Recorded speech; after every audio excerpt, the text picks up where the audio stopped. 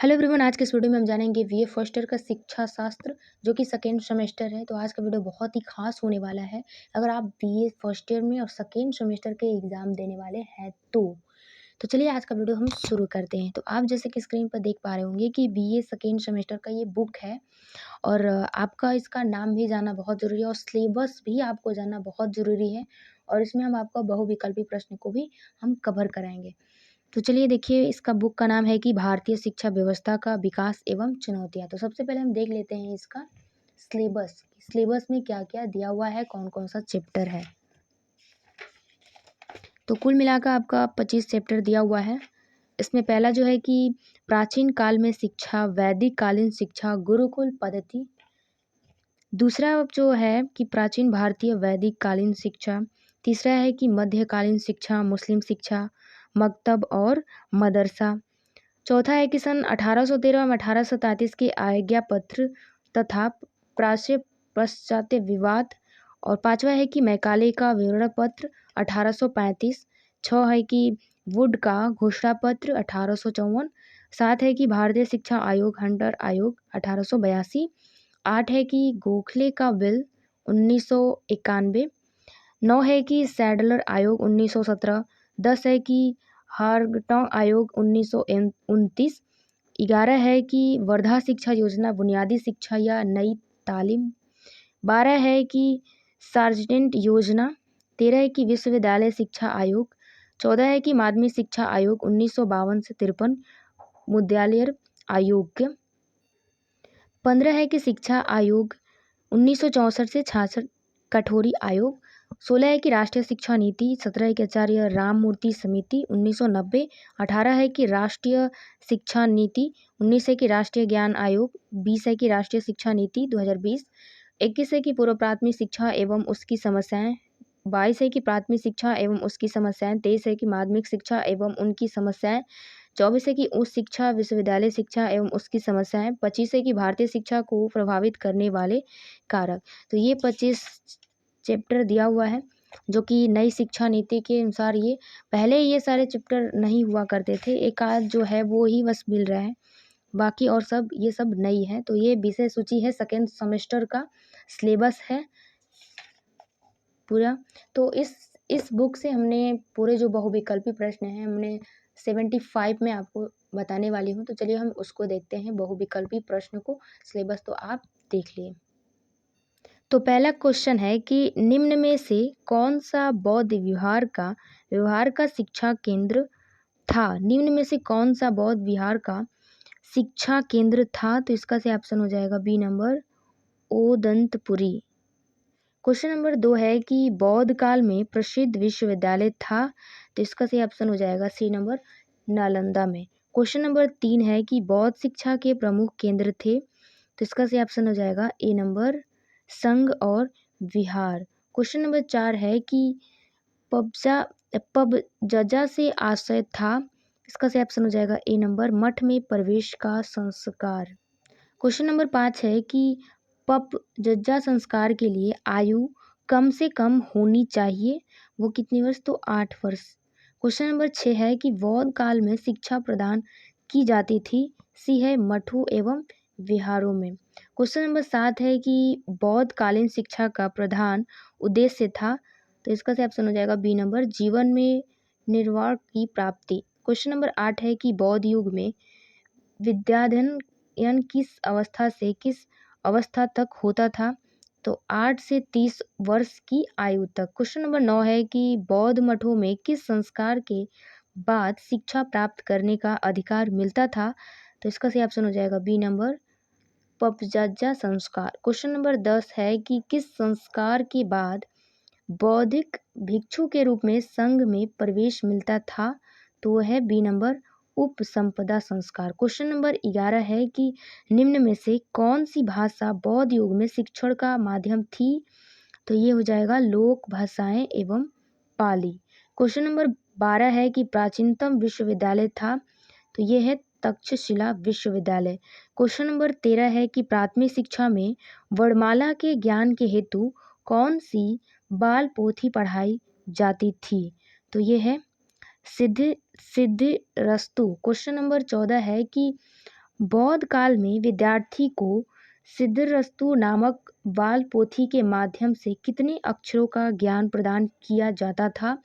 तो ये हो जाएगा 49। क्वेश्चन नंबर 15 है कि नालंदा विश्वविद्यालय में किन देशों के छात्र अध्ययन करते थे? तो ये हो जाएगा बी नंबर, चीन, जावा, ब्रह्मा के। क्वेश्चन नंबर 16 है कि बौद्ध काल में शिक्षा का अर्थ था? तो निर्वाण प्राप्ति। क्वेश्चन नंबर 17 है कि बौद्ध शिक्षा के प्रवर्तक थे? तो वो हैं गौतम बुद्ध। क्वेश्चन नंबर 18 है कि उपसंपदा संस्कार बौद्ध धर्म में कितने भिक्षुओं के समक्ष होता था? तो 10। क्वेश्चन नंबर 19, आग्रह अग्रह का तात्पर्य है, अग्रहार का तात्पर्य है, अग्रहार का तात्पर्य है, मतलब है इसका वह गांव जहां विद्वान निवास करते थे। क्वेश्चन नंबर 20 है कि उपसंपदा संस्कार होता है संघ में? तो इसका हो जाएगा ऑप्शन ए, 12 वर्ष की आयु तक शिक्षा ग्रहण करने के बाद। क्वेश्चन नंबर 21 है कि प्रव्रज्या संस्कार बौद्धिक काल में किस संस्कार से साम्य रखता है? तो ये संपापवर्तन। क्वेश्चन नंबर 22 है कि 10 शिक्षा प्रदानी अर्थात 10 शिक्षा प्रदान किया जाता था? तो ये हो जाएगा श्रमण या सामनेर को। क्वेश्चन नंबर 23 है कि वैदिक शिक्षा का मुख्य उद्देश्य क्या था? तो उत्तर है धर्म का पालन करना, मोक्ष की प्राप्ति करना, आध्यात्मिक विकास करना। क्वेश्चन नंबर 24 है कि वैदिक काल में शिक्षा का माध्यम कौन सी भाषा थी? तो वो थी उत्तर है इसका संस्कृत भाषा थी। क्वेश्चन नंबर 25 है कि जिन गुरुकुलों में भाषा, साहित्य, धर्म, दर्शन एवं नीति शास्त्र की विशेष शिक्षा प्रदान की जाती थी, उन्हें क्या किया जाता था? तो वो है उत्तर घटिका गुरुकुल। क्वेश्चन नंबर 26 है कि वैदिक काल में उच्च शिक्षा प्रदान की जाती थी? तो वो गुरुकुल में। क्वेश्चन नंबर 27 है कि भारत में मुस्लिम शिक्षा का मुख्य उद्देश्य था? तो है इस्लाम का प्रसार करना था। क्वेश्चन नंबर 28 है कि बच्चे को सोना देने की अपेक्षा शिक्षा देना श्रेष्ठ है, किसने कहा था? तो ये क्या है, मोहम्मद साहब ने। क्वेश्चन नंबर 29 है कि मकतब में प्रवेश की आयु कितनी थी? तो है 4 वर्ष 4 माह 4 दिन। मकतब का मतलब होता है उसने लिखा। क्वेश्चन नंबर 30 है कि मुस्लिम काल में शिक्षा का माध्यम था? तो वह है अरबी और फारसी भाषाएं। क्वेश्चन नंबर 31 है कि किस आज्ञा पत्र के द्वारा भारत में शिक्षा के प्रसार हेतु 1 लाख रुपए की धनराशि निर्धारित की गई थी? तो उत्तर है आज्ञा पत्र 1813। क्वेश्चन नंबर 32 है कि कंपनी के आज्ञा पत्र का नवीनीकरण होता था? उत्तर है 20 वर्ष पश्चात।